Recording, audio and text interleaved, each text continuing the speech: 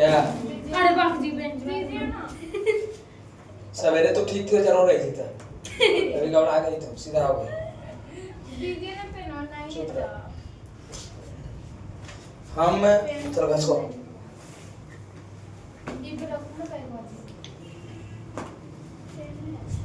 अच्छा से हमको 3 घंटा अपने साथ बने रहना है, ठीक है? तो गुड मॉर्निंग प्यारे बच्चों। ऑनलाइन मैंने देख रहा है गुड मॉर्निंग पढ़ा रहा है, गुड मॉर्निंग गुड इवनिंग में दिमाग लगाना है नहीं। अब बोला गया तो बोला गया है ना बात है। वो ऑनलाइन जो देख रहा है तो उसको पता है कि कभी पढ़ाए हैं, तब इसमें क्या दिक्कत है? आइए देखिए, हम पिछले एपिसोड में पढ़ रहे थे जिसका नाम था परिवहन। क्या था? परिवहन।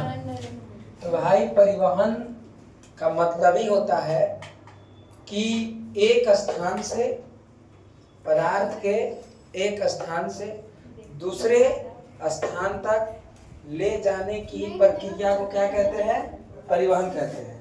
हम बताए भी थे कि परिवहन का अर्थ होता है, परिवहन का अर्थ होता है कि उनके शरीर के अंदर पदार्थों के एक भाग से दूसरे भाग तक पहुंचाना ही क्या कहलाता है? परिवहन कहलाता है। हम पहले बच्चे बताए थे कि परिवहन क्यों आवश्यक है। परिवहन क्यों आवश्यक है? तो परिवहन इसलिए आवश्यक है कि भाई ऑक्सीजन, किसको?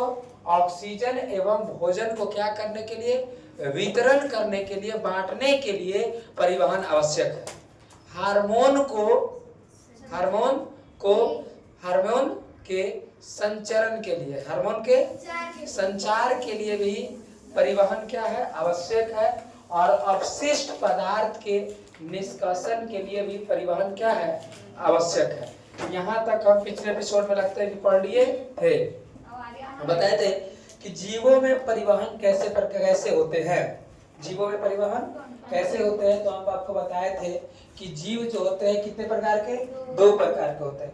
एक होता है पौधा और एक होता है जंतु। एक पौधा और एक जंतु। बात किया जाए तो पौधों में परिवहन किसके द्वारा होता है? तो पौधों में परिवहन जाइलम के द्वारा, फ्लोएम के द्वारा और वाष्पो उत्सर्जन के द्वारा भाई इसमें परिवहन होता है। जंतु ने परिवहन किसके द्वारा होता है? तो रक्त के द्वारा, नहीं जी, रक्त वाहिनी के द्वारा और उसके बाद हृदय के द्वारा। तो लास्ट में हमको हृदय का नामांकित चित्र खींचे, कैसे हृदय होता है। बायां अलिंद बायां अलिंद, दाया अलिंद, बायां निलय, दाया निलय, फुसफुस धमनी, फुसफुस शिरा, सब के बारे में हम पढ़ेंगे। उससे पहले हम आपको पढ़ाए होंगे कि एक कोशिकीय जीव है। कैसे? एक कोशिकीय जीव जैसे क्लेमाइडोमोनास, यूग्लिना, है ना, एवं सरल कोशिकीय जीव शैवाल में परिवहन किस क्रिया द्वारा होता है? विसरण क्रिया के द्वारा होता है। विसरण क्रिया क्या होती है?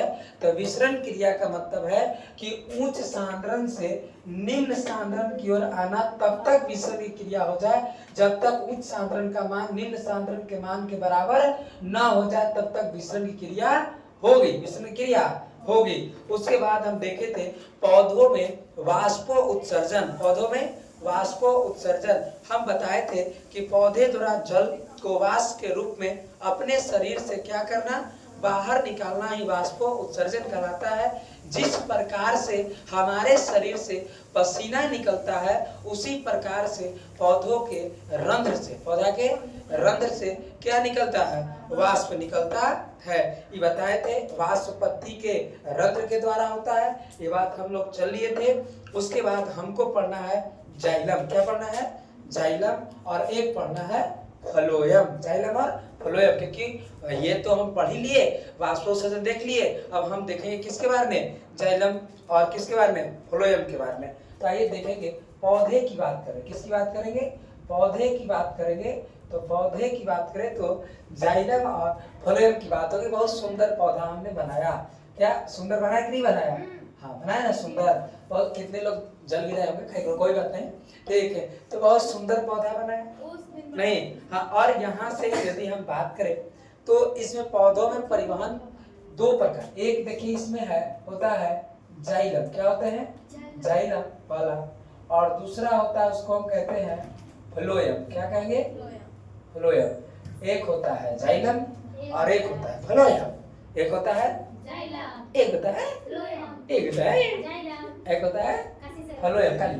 और एक जाइलम की बात करें और इसकी बात है जिसका हम कहेंगे फ्लोएम। देखो जाइलम और देखिए ये जटिल और बहुकोशिकीय पौधे परिवहन के लिए जाइलम एवं फ्लोएम पाए जाते हैं। जितने भी जटिल है, कैसे बड़े बड़े पौधे हैं, बड़े बड़े अभी न कि शैवाल, तो शैवाल में विसरण क्रिया द्वारा हो जाएगा, उसके लिए जाइलम फ्लोएम की जरूरत नहीं पड़ती है। इसके लिए बात किया जाए तो जितने भी जटिल है, कैसे जटिल है और बहुकोशिकीय, बहुकोशिकीय का मतलब है कि ढेर सारे बहुत बड़ा शरीर है तो बहुकोशिकीय हो गए। जितना ज्यादा कोशिका उतना ही बड़ा शरीर होता है, ये बात हम जानते हैं। जैसे चूहा के तुलना में हाथी की बात करें तो किस में कोशिका ज्यादा है?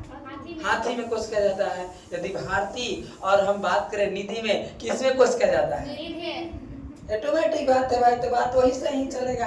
ठीक है, अब यहाँ से इसीलिए हम यहाँ से तुलना कर दिए। ठीक है, अब देखें यहाँ से हम एक बात लिख रहे हैं कि भाई जटिल और बहुकोशिकीय पौधों में जटिल और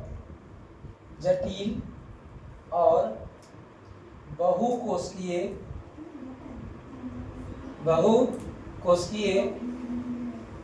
पौधों में जटिल और बहुकोशिकीय पौधों में परिवहन के लिए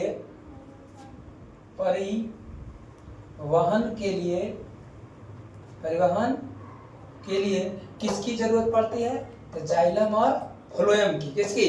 तो भाई जाइलम और फ्लोएम, जाइलम और फ्लोएम की आवश्यकता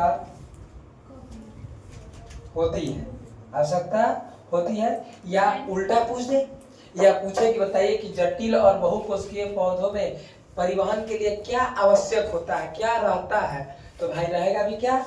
जाइलम और क्या? फ्लोएम। हमने लिखा कि जटिल और बहुकोशिकीय पौधों में परिवहन के लिए जाइलम और फ्लोएम की क्या होती है? आवश्यकता होती है। एकदम होना ही है, रहेगा ही रहेगा। या ऐसे कि जटिल और बहुकोशिकीय पौधों में परिवहन के लिए कौन से पदार्थ होते हैं, क्या रहते हैं? तो जाइलम रहते हैं और फ्लोएम रहते हैं। यहाँ से हम देखेंगे कि सर जाइलम का कार्य क्या है, क्योंकि बार बार क्वेश्चन में पूछता है कि जाइलम और फ्लोएम में अंतर लिखे। जाइलम फ्लोएम में अंतर लिखे कि जाइलम का क्या काम होता है और फ्लोएम का क्या काम होता है। तो आइए हम पहले देख लेते हैं जाइलम की बात। किसकी बात? जाइलम की बात, कि जाइलम का क्या काम है। जाइलम का क्या काम है? तो जाइलम यह जो है जल एवं खनिज लवणों का परिवहन करेगा। 9वां में भी लगभग पढ़ाए होंगे, या 7वां क्लास में भी जाइलम के बारे में पढ़ना है आपको। ठीक है, 10वां में वही बतिया पढ़ना है। ठीक, तो यहाँ से हम देखें कि यह जल एवं खनिज लवणों का, यह जल एवं खनिज लवण का क्या करता है?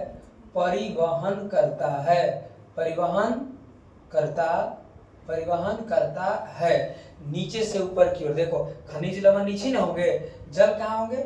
नीचे होंगे। तो जाइलम का काम है कि यह जल एवं खनिज लवणों को क्या करेगा? परिवहन करेगा। अब पूछा जाएगा कि बताइए जाइलम जो है नीचे से ऊपर की ओर काम करता है कि ऊपर से नीचे की ओर काम करता है? तो जाइलम नीचे से ऊपर की ओर काम करता है। बस ये भी इसका, और इसके बाद इसकी कोशिका मृत होती है, इसकी कोशिका जीवित नहीं होती है। दूसरा पॉइंट ये लिखेंगे कि इसकी कोशिका जो होती है, इसकी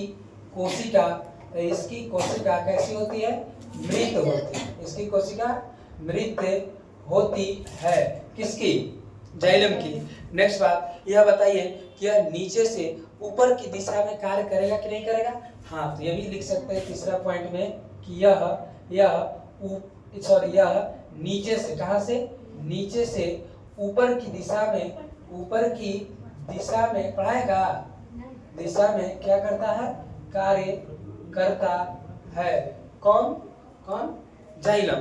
नेक्स्ट यदि बात करें, यह एक दिशीय कार्य करता है। एक दिशीय मतलब सिर्फ ये नीचे से ऊपर ही जाता है, ऊपर से नीचे नहीं आएगा, हेने नहीं चल जाएगा, हेने भी नहीं चल जाएगा। तो इसीलिए चौथा बात होता है कि यह एक दिशीय, कैसे? एक दिशीय कार्य करता है। कौन? जाइलम। और इसके यह लंबी नलिका वाली एक बेलनाकार होती है। ये ऐसे नलिका होती है इसकी, ठीक है, ऐसे ऐसे नलिका होती है, यहाँ से ऐसे ऐसे पत्ते में सब प्रवेश कर जाएगी और इसीलिए इसको कहा गया कि यह जो है यह ऐसे ऐसे जुटा हुआ रहेगा, सगरों के सगरों पानी पूरे पहुंच जाएंगे। जल एवं खनिज लवण, जल एवं खनिज लवण, समझ रहे हैं ना, ठीक है। और ये नीचे पश्चिमा बातों को हम लिखे तो पश्चिमा बात हम लिखे कि यह लंबी नलिका वाली यह लंबी नलिका वाली एवं बेलनाकार होती है, एवं बेलनाकार होती है। कभी कभी तुम किसी पौधे को तोड़ोगे ना, आम के या कोई पौधा कैसे बीच से तोड़िएगा तो उसके बीच में जो है एक छेद रहता है, समझ गए। और या तुम दंतमन से ऐसे मुंह धोगे ना तो नीचवा में इस तरफ पानी आ जाता है, यहाँ से मुंह धोगे तो थूक इधर से इधर बाहर निकल जाता है, मान के चलिए कि दंतमन है, ठीक है, हाँ। और दंतमन है तो यहाँ से ऐसे चिबा रहे हैं, चिबाते ही बहरवा से टपकने लगता है, हथवा भी नीचे चलाता है, ठीक है सब तो समझ गए हैं? नहीं, अरे तुम गांव के छाटला पे कुछ पता रहता है। तो ये बात हुआ किसकी? जाइलम की। इसमें से आपको 4 लिखना जाता है, हम आपको कितने बताएं? 5 बताएं और एक छठो बता देते हैं कि यह बताइए जल का ना परिवहन करता है, जल का ना, तो इसीलिए इसको हम यह जल संवाहक उत्तक होता है, यह जल संवाहक क्या होता है? उत्तक होता है, यह जल संवाहक उत्तक होता है। नेक्स्ट बातों को देखें, चलो ना तब जाइलम की बात करें। किसकी बात करें? जाइलम की बात करें। सूत के उठा है तो हाँ चलो ठीक है, जाइलम की बात करें। किसकी बात करें? जाइलम। देखिए हम क्या क्या अभी पढ़े, हम पढ़े जाइलम, फ्लोएम, जाइलम पढ़ रहे हैं, फ्लोएम पढ़ रहे हैं। यह जो है जटिल और बहुकोशिकीय पौधों में परिवहन के लिए जाइलम और फ्लोएम की क्या होती है? आवश्यकता होती है। सर जाइलम का क्या कार्य है? तो जाइलम का कार्य है कि पौधों में, किसमें? पौधों में पहला किया जल एवं खनिज लवण का परिवहन करता है ना। फिर एक बार अच्छा से बोलेंगे ना, हाँ, जाइलम का सर क्या काम है? जाइलम का क्या काम है? तो मौसा जाइलम का क्या काम है? तो जाइलम का कार्य की बात करें तो भाई यह जल एवं खनिज लवणों का क्या करता है? परिवहन करता है। दूसरी बात, इसकी कोशिका मृत होती है। तीसरी बात, यह नीचे से ऊपर की दिशा में क्या करता है? कार्य करता है। चौथी बात, यह एक दिशीय कार्य करता है। तो पागल समझे के जावे करता है, दिशीय ने काम करेगा था, एक के बतिया कहते रहते हैं खाली। यह लंबी नलिका वाली एक बेलनाकार संरचना भी होती है या होती है। कौन? जाइलम आकर, ठीक है। तीसरी बात, यह जल संवाहक क्या होता है? उत्तक। क्यों जल? क्योंकि जल के ना परिवहन कर रहा था, इसीलिए जल संवाहक उत्तक होता है। हमको लगा कि आप जो है जाइलम समझ गए होंगे। समझ गए? कहा बताइए जाइलम का पहला कार्य क्या है? दूसरा, तीसरा, चौथा, पांचवा, छठा। हमको लगता है कि जाइलम को हम समझ गए होंगे, जाइलम को समझ गए। प्यारे बच्चों हम तुरंत फ्लोएम को देख लेते हैं। इसमें से एक क्वेश्चन फिक्स है कि पौधे के परिवहन से चाहे तो वाष्पोत्सर्जन से पूछ दे, चाहे तो जाइलम से पूछ दे, ना तो फ्लोएम से पूछ दे, तो निश्चित पूछा जाएगा। ऑनलाइन पढ़ा रहा है, इसमें कोई दिक्कत नहीं है, नहीं पूछा तो गरिया देना है। एक कहे तो समझ गए, अरे वीडियो तो ऑनलाइन में चलेगा। नेक्स्ट बात, अब हम थोड़ा सा देखेंगे फ्लोएम के बारे में। किसके बारे में? फ्लोएम के बारे में। तो देखो इसका उल्टा होता है फ्लोएम, इसका उल्टा। जैसे यह जो है यह जल एवं खनिज लवणों का परिवहन करेगा, तो फ से फल, फल एक खाद्य पदार्थ होता है, तो इसीलिए वह किसका परिवहन करेगा? खाद्य पदार्थों का परिवहन करता है। अच्छा, इसकी कोशिका तो उसका जीवित होता है। यह नीचे से ऊपर की दिशा में कार्य करता है और वह दोनों दिशा में कार्य करता है, नीचे से ऊपर या ऊपर से नीचे भी कार्य करता है। समझ गए? कौन? फ्लोएम।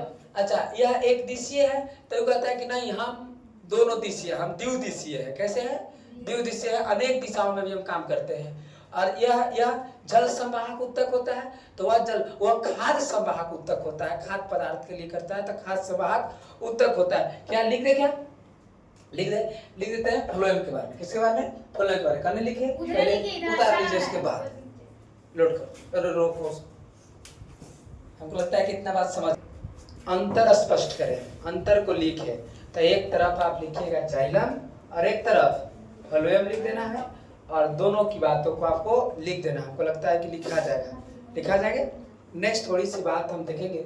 एक ऑब्जेक्टिव क्वेश्चन पूछा गया था, उसको हम लिखे हैं। कहा गया था ऑब्जेक्टिव क्वेश्चन में कि पौधों में भोजन का परिवहन किस रूप में होता है? पौधों में भोजन का परिवहन, पौधों में भोजन का परिवहन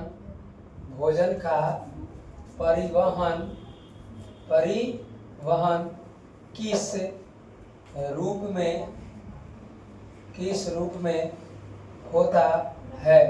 पौधों में भोजन का परिवहन किस रूप में होता है? चॉइस नंबर ए था सुक्रोज।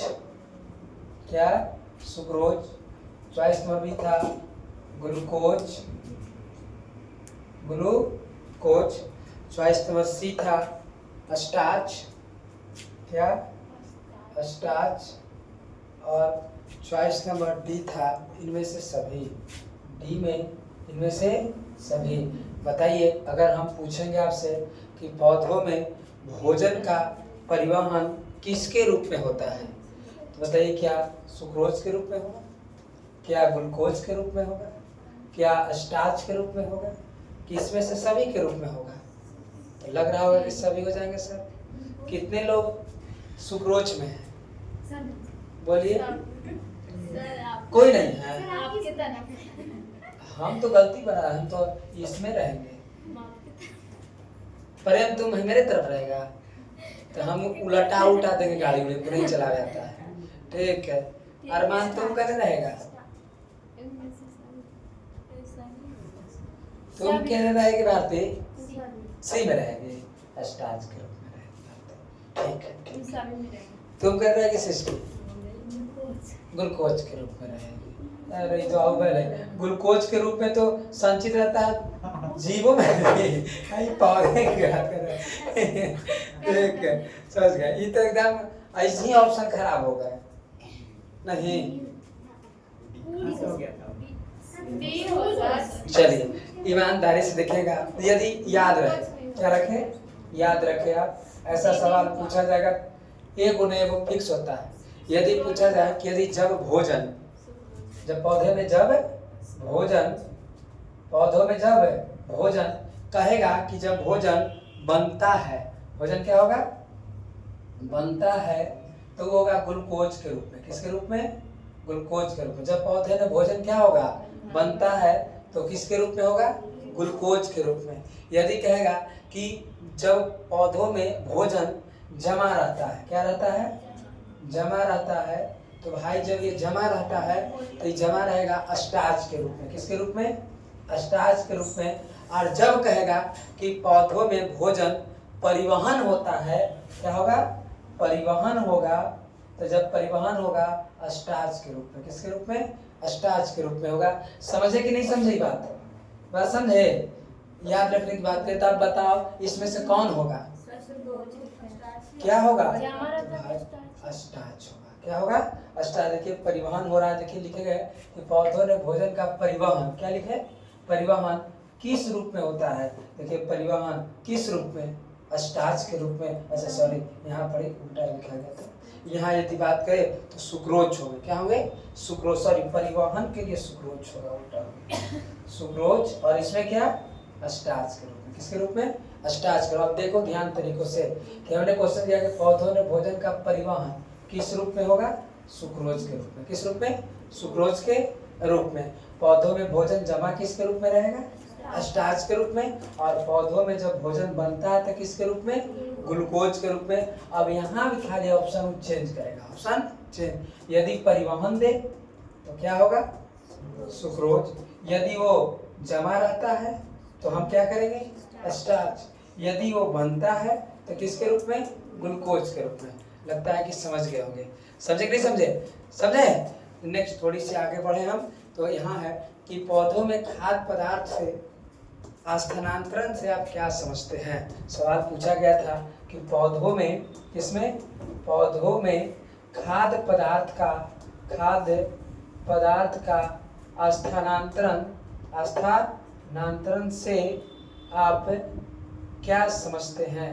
क्या समझते हैं कि पौधों में जो खाद्य पदार्थ का एक स्थान से दूसरे स्थान आवागमन होता है, ये किसे कहते हैं या आप इसे क्या समझ रहे हैं? तो इसमें कुछ बड़ी बात नहीं है। पौधों में एक भाग से, किस भाग से? एक भाग से दूसरे भाग तक खाद्य पदार्थों को आना जाना ही क्या कहलाता है? स्थानांतरण कहलाता है। खाद्य पदार्थ का स्थानांतरण कहलाता है। समझे? देखो क्वेश्चन था कि पौधों में खाद्य पदार्थ का स्थानांतरण से आप क्या समझते हैं? तो सवाल यही पूछा, तो हम लिखेंगे कि पौधे के एक भाग से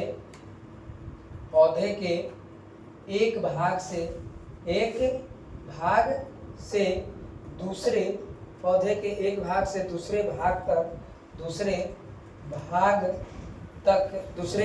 भाग तक पदार्थों को आना जाना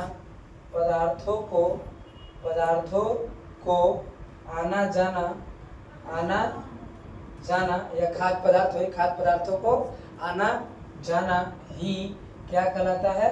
तो भाई स्थानांतरण कहलाता है। स्थानांतरण कहलाता है। और ये हुआ आपका पौधों में जो श्वसन की बात थी वो समाप्त हुआ। पौधों में श्वसन की बात समाप्त हुआ। अब हम पढ़ेंगे जंतुओं में श्वसन, जिसमें हम सबसे पहले भी पढ़ेंगे रक्त के बारे में। किसके बारे में? रक्त के। डाउट है क्या? हाँ, परिवहन। क्या? परिवहन। तो इसमें देखें कि हम पढ़े पौधों में भोजन का परिवहन किस रूप में होता है? तो किस रूप में?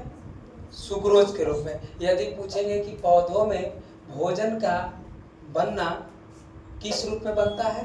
ग्लूकोज के रूप में।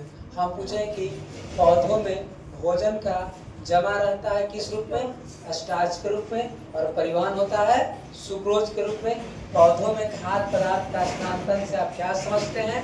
तो आपको कहना है कि पौधों के एक भाग से दूसरे भाग तक पदार्थों को आना जाना ही क्या कहलाया? स्थानांतरण कहलाया। जाइलम इधर हम देख लिए। अब हम पढ़ेंगे रक्त से शुरू करेंगे। किससे? रक्त से।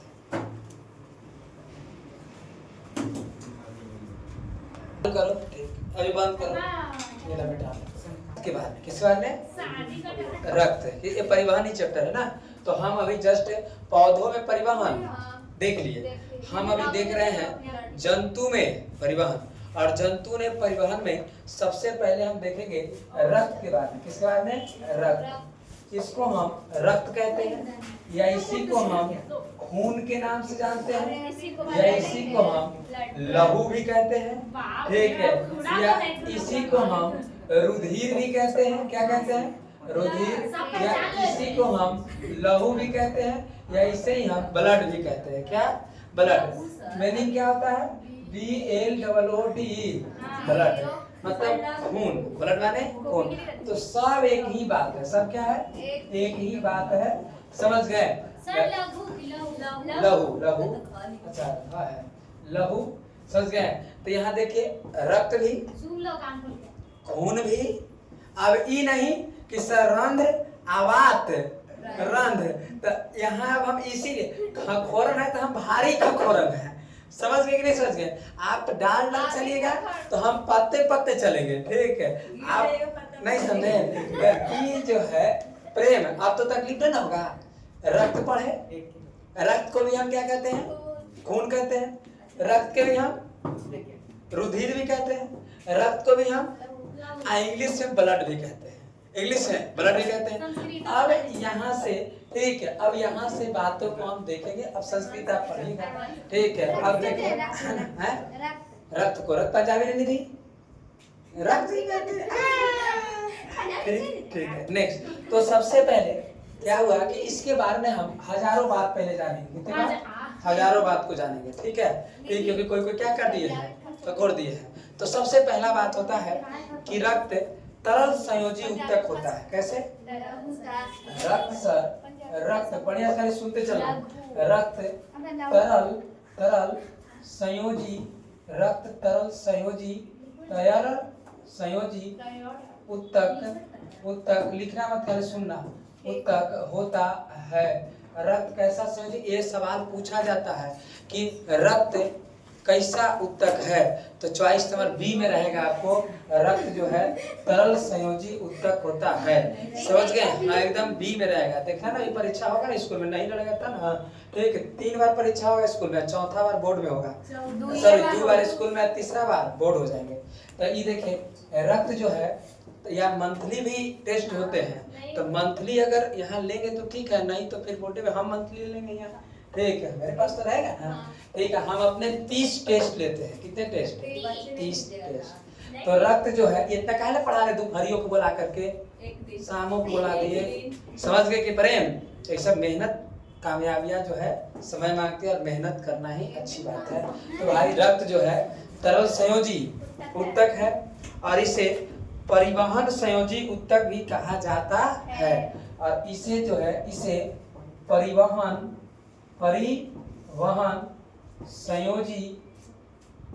संयोजी उत्तक भी कहा जाता है। फिर बच्चों आगे बात हम करें, इसकी आगे बात करें। एक व्यस्त जो मनुष्य है, तो एक व्यस्त मनुष्य के एक स्वस्थ लिख देते हैं। एक स्वस्थ मनुष्य के शरीर में 5 से 6 लीटर खून पाया जाता है, या रक्त पाया जाता है। खून पाया जाता है। जो एक स्वस्थ मनुष्य है, ठीक किसी प्रकार की कोई उसको बीमारी ना है, तो उसके शरीर के अंदर 5 से 6 लीटर तक क्या पाया जाता है? खून पाया जाता है। नेक्स्ट थोड़ी सी अगर हम आगे बात करें, तो यह हम बताएं कि तरल संयोजी रक्त में 45% रक्त कोशिकाएं पाई जाती है। कितना प्रतिशत? 45%। रक्त में 45%, कितना प्रतिशत? 45% की बात करें तो रक्त कोशिकाएं पाई जाती है। रक्त कोशिकाएं पाई जाती है किसमें? रक्त में। और शेष जो है 55% जो है रक्त प्लाज्मा पाया जाता है। और 55% रक्त प्लाज्मा पाया जाता है। किसमें? रक्त में पाया जाता है। नेक्स्ट बात करें इसकी, अगर बात करें रक्त का पीएच मान, रक्त का पीएच मान 7.4 होता है। 7.4 होता है। और नेक्स्ट यदि बात करें तो यह जो है, यह क्षारीय, कैसे? क्षारीय प्रकृति का होता है। कौन? रक्त जो होता है क्षारीय प्रकृति का होता है। यदि बात करें, हम बताए किए थे पिछले भी बारों में कि रक्त मानव में रक्त के कितने समूह होते हैं? 4 समूह। जो फैक्ट लिखवा रहे हैं तो बताए होंगे कि मानव में रक्त के कितने समूह होते हैं? 4 समूह होते हैं। कौन कौन होते हैं बताओ? O A B और क्या? A B। फिर नेक्स्ट यदि हम थोड़ी सी आगे बढ़ जाए तो रक्त का पीएच मान बताए कि कितना होता है? 7.4 होता है, 7.4 होता है। और यह किस प्रकृति का होता है? क्षारीय प्रकृति का होता है। यार बच्चों, रक्त का निर्माण की बात करें, रक्त का निर्माण अस्थि मज्जा में होता है। नेक्स्ट अगर हम बात करें तो रक्त जो होते हैं, रक्त 3 प्रकार के होते हैं। चुप रहो। रक्त तीन प्रकार के क्या है? होते हैं। और देखो ये रक्त के, देखो ध्यान से देखना, कभी कभी गलती हो जाता है। पूछता है कि बताइए रक्त के कितने समूह होते हैं? तो रक्त के समूह होते हैं 4, लेकिन पूछा है कि रक्त कितने प्रकार के होते हैं। देखो खाली ध्यान देना, ब्रेक हम मार रहे हैं यहाँ, न तो एक्सीडेंट हो जाएगा। हम पूछेंगे रक्त के कितने समूह? 4। रक्त के कितने प्रकार? 3। बात समझ रहे हैं ना? तो एकदम जल्दी जल्दी के चक्कर में मार देता है कि ले हो गए आपकी बात नहीं। हम तो देख रहे हैं, तो देख रहे हैं तो गलती हो गई। बात समझ रहे हैं ना? तो जहाँ पुलिस स्टॉप कर रहे हैं वहाँ बातों को ध्यान से देखिएगा, ठीक है।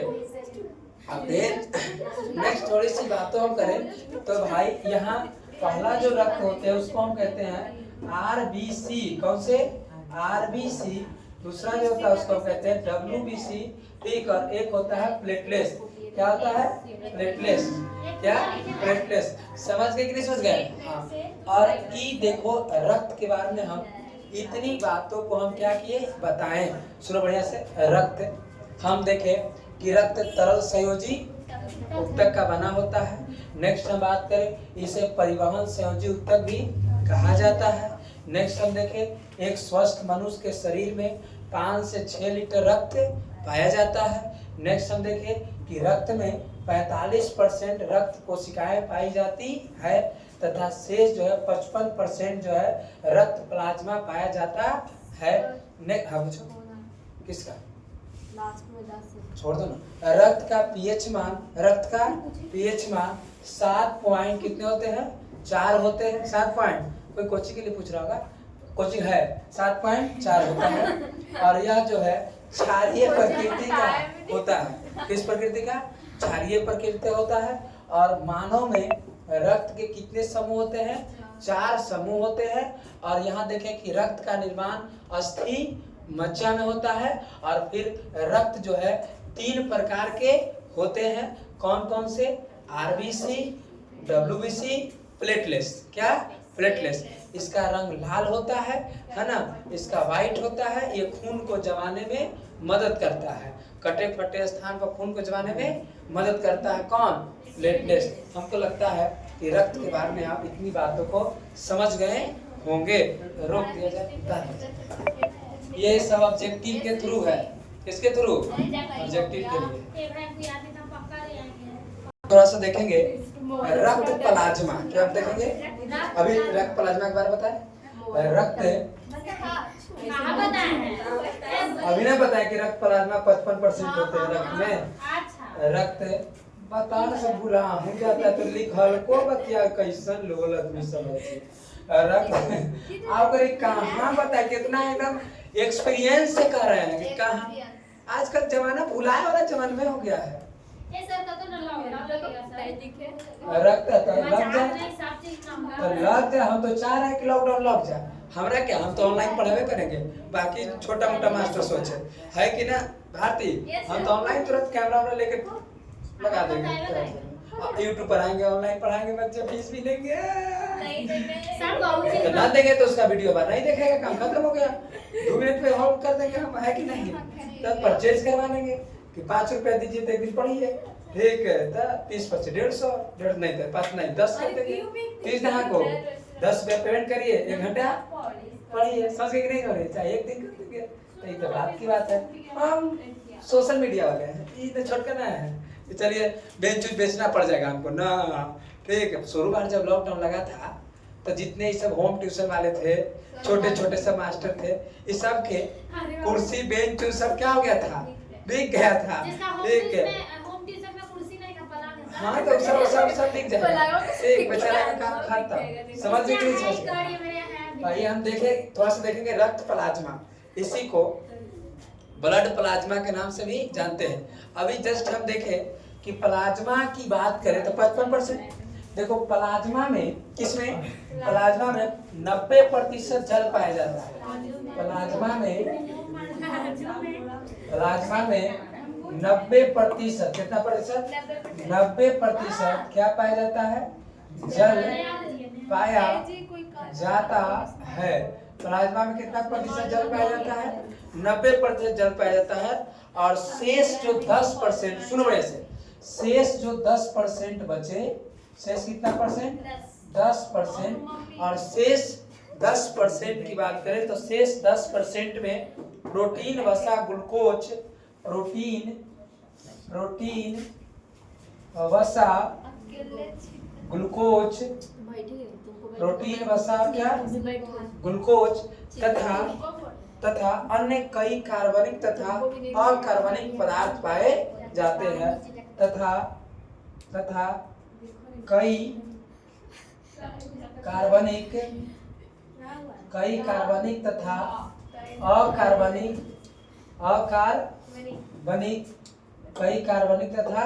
अकार्बनिक पदार्थ पाए जाते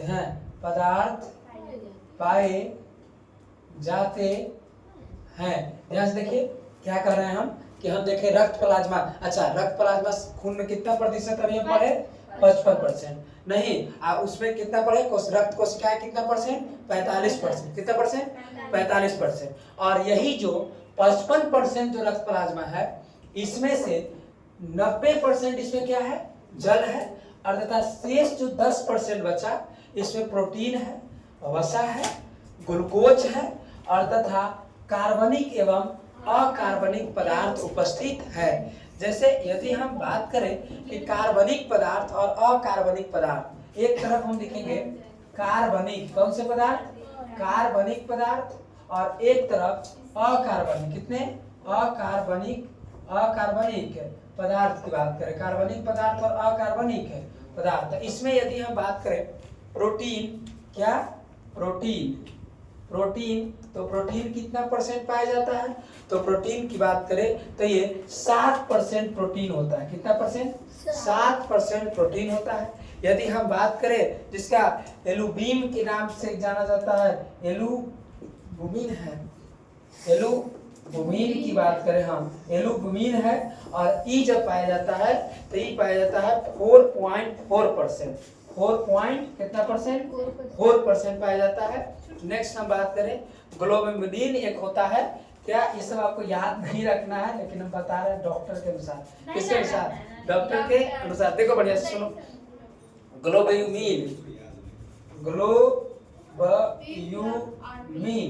ग्लोबुलिन की बात करें तो ये पाया जाता है 2.3%। कितने परसेंट? तो 2.3%। और यदि हम बात करें, एक होता है फाइब्रोनोजेन, क्या होते हैं? फाइब्रोनोजेन,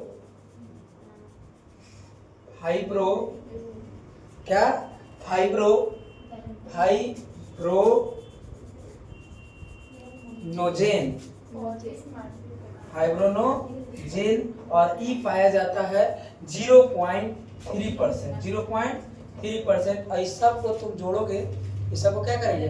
जोड़ेंगे तो ये लगभग हो जाएंगे 10% से थोड़ा सा कम हो जाएगा। ठीक, तो ये देखो प्रोटीन, कौन से? प्रोटीन कितना परसेंट? 7%। एल्यूमीन कितने परसेंट? 4.4%। और ग्लोबुलिन कितने परसेंट? 2.3%। और फाइब्रोनोजेन कितना परसेंट? 0.03%। और ये है कार्बनिक पदार्थ। कौन से पदार्थ? कार्बनिक पदार्थ। एक होता है अकार्बनिक पदार्थ, कौन से? अकार्बनिक। जैसे इसमें बात किया जाए तो ये सोडियम, क्या है? सोडियम की बात करें तो ये 250 mg, 250 mg मैंने समझ रहे हैं मिलीग्राम, 250 mg प्रति 100 ml। यदि हम सोडियम के बाद बात करें पोटेशियम की, किसकी? पोटेशियम की बात करें तो ई पाया जाता है 20 कितने? 20 ml। कितने ml? 20 ml प्रति 100 ml। प्रति कितने ml? 100 ml। नेक्स्ट यदि हम बात करें तो फिर हमारा पाया जाता है कैल्शियम। कितने? कैल्शियम पाया जाता है 10 mg। कितने? 10 mg, ठीक है, प्रति कितने? 100 ml। कितने ml? 100 ml। और यदि हम एक बात करें PO4 क्या कहते हैं? याद है आपको? PO4 ये 3 mg। कितने? 3 mg। 3 फास्फोरस की बात है ना, PO4, ठीक, फास्फोरस ऑक्साइड, PO4 3 mg प्रति 100 ml। प्रति कितने में 100 ml। और एक पाया जाता है मैग्नीशियम, क्या मैग्नीशियम, और ई मैग्नीशियम पाया जाता है 2.5 mg, 2.5 mg प्रति कितना ml 100 ml। और एक होता है क्लोरीन, क्या होता है क्लोरीन, और क्लोरीन की बात करें तो ये होता है 400 से 600 mg, 400 से कितना 600 mg, और ये होता है प्रति 100 ml, mg प्रति 100 ml की बात किया जाए। और यही सब जब आप खून जांच, तब तबीयत आपका खराब हो जाता है, और जब आपका खून जांच करता है, डॉक्टर नहीं कहता है कि खून जांच करिए, तो खून जांच जब होगा तो इस सब आपको ही एक ओरिजिनल लिस्ट होगा जो इतना पाया जाना चाहिए शरीर में, आज जो जांच करके देगा तो इसमें से अब पता चले कि सोडियम की कमी हो जाएगा, पोटेशियम की कमी हो जाएगा, कैल्शियम की कमी है, PO4 की कमी है, या Mg की कमी है, क्लोरीन की कमी है, तो आपको डॉक्टर कहेगा कि ये आपको खाना है, और उसी हिसाब से आपको दवाई देगा कि आपका इसको कंट्रोल कर दे, उतना ला दे, आपका तबीयत ठीक हो जाएंगे। और इधर यदि प्रोटीन की कमी हो गई, एल्बुमिन की कमी हो गई, ग्लोबुलिन की कमी हो गई, या फाइब्रोनोजेन की कमी हो गया, तो डॉक्टर से आप कहेंगे कि लाइए सबसे पहले हम आपको रक्त जांच करते हैं, खून जांच करते हैं, और उसके बाद उसी हिसाब से दवाई चलवाएंगे। तो ये सब चिकित्सा क्षेत्र के लिए सब जाना जाता है, ठीक है। किसी को ब्लड जांच हुआ होगा तो आप देख के देखिएगा, वो सब लिखा रहेगा, कितना कम है तो आप पहचान जाएंगे, ओहो ये कमी है, ठीक है ठीक है, मैं रोक कर ना